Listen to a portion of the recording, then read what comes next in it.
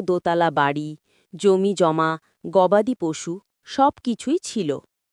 কিন্তু তার সবচেয়ে বড় বৈশিষ্ট্য ছিল লোভ। সে ভাবত, যত বেশি জমাই তত বেশি সুখ পাব। গ্রামের মানুষ তাকে ভয় পেত। প্রতিদিন মহেশ তার কর্মচারীদের বলত, কেউ যেন এক ফোঁটা ধানও নষ্ট না করে, প্রতিটি পয়সা আমার।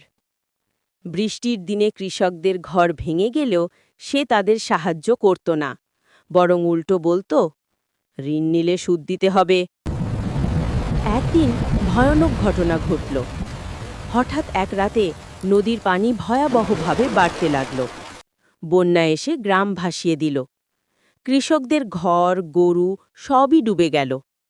কিন্তু আশ্চর্যের বিষয়, মহেশের বড় গুদামঘরও ভেঙে পড়ে।